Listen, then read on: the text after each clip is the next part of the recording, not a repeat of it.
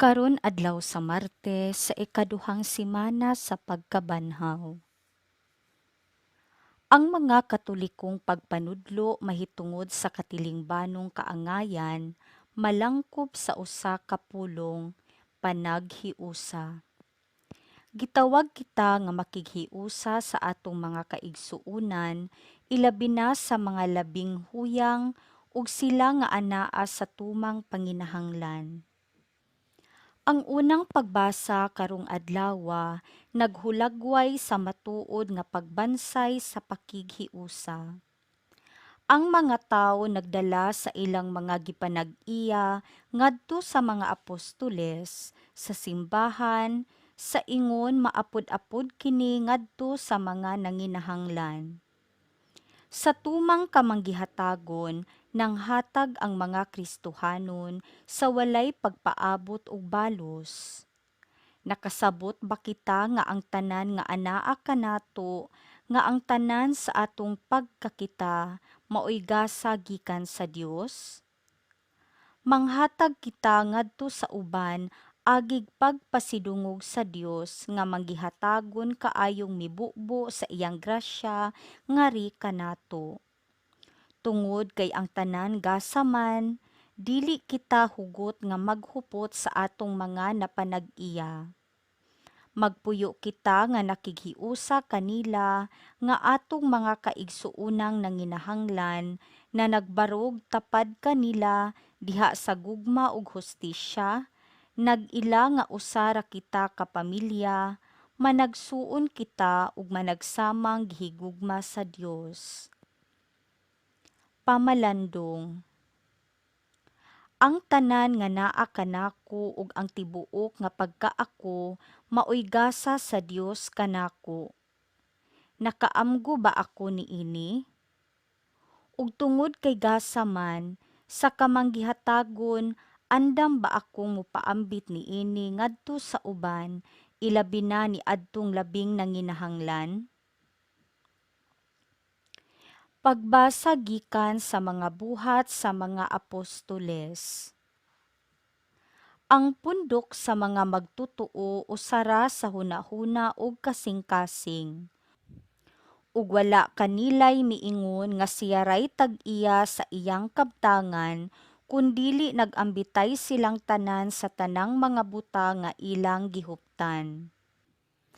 Uban sa dakong gahom, ang mga apostoles nagsaksi sa pagkabanhaw sa Ginoong Hesus ug ang Dios nagpanalangin pag-ayo kanilang tanan.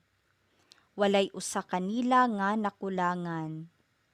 Kadtong may mga uma o mga balay, nagbaligya niini ug ang halin gitugyan nila sa mga apostoles, gibahin-bahin kini sa mga apostoles sa tagsa-tagsa kanila sumala sa ilang gikinahanglan. Ug mao nga si Jose, usa ka Levita nga taga Sipre, nga ginganlan sa mga apostoles ug Bernabe, nga sa ato pa ang magdadasig. Mibaligya sa iyang uma ug ang halin niini iyang gitugyan sa mga apostoles. Ang pulong sa Ginoo. Salmo responsoryo. Ang Ginoo hari, gibistihan siya sa kahalangdon. Ang Ginoo hari, gibistihan siya sa kasanag, gibistihan ang Ginoo ug gibaksan sa gahom. Ang Ginoo hari, gibistihan siya sa kahalangdon. Ug gibuhat niya nga malig-on ang kalibutan nga dili gayud matarog. Ang imong trono nagabarog nga malig-on sukad pa sa karaan, sukad sa kahangturan, mauna ikaw o Ginoo. Ang Ginoo hari, gibistihan siya sa kahalangdon. Ang imong mga balaod takos gayud nga kasaligan, ang kabalaan angay sa imong balay o Ginoo sa tanang mga adlaw. Ang Ginoo hari, gibistihan siya sa kahalangdon. Pagbasa gikan sa Santos nga Ebanghelyo sumala ni San Juan. Si Jesus miingon kang Nicodemo, "Ayaw ikahibulo nga ako nag-ingon kanimo nga kinahanglan magpakatawo kamo pag-usab. Ang hangin muhuros bisan asa kini buot mo padulong, madungog mo ang paghuros niini apan wala ka mahibalo diin kinigikan o asa kini padulong." Ingon usab niini ang tanan nga matawo pinaagi sa espiritu. Unsaon man pagkahimo niini? Nangutana si Nicodemo. Si Jesus mitubag, "Wala ka ba mahibalo niini nga inila ka man unta nga magtutudlo sa Israel? Sultihan ko ikaw.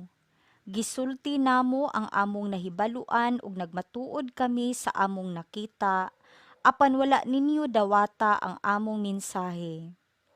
Kung dili ka motuo sa akong gisulti kanimo mahitungod sa mga butang niining kalibutana, unsaon mo man pagtuo, konsultihan ko ikaw mahitungod sa mga butang sa langit. Ug wala pay nakasaka sa langit gawas ni adtong nanao gikan sa langit ang anak sa tawo. Ingon nga giisa ni Moises didto sa kamingawan ang bitin nga tumbaga nga gibutang og tukon, ang anak sa tawo kinahanglan nga iisa usab aron ang tanan nga motuo kaniya makabaton og kinabuhing walay katapusan." Ang Ebanghelyo sa Ginoo.